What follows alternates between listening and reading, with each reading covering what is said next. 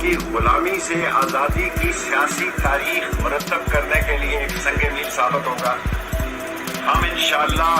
ایک جم غفیر کے ساتھ راشد شفیق کے ہمراہ لال حویلی سے نکلیں گے اور فیض آباد جائیں گے، اور وہ لوگ جنہوں نے معیشت کو تباہ کیا، جنہوں نے پاکستان کو سامراجی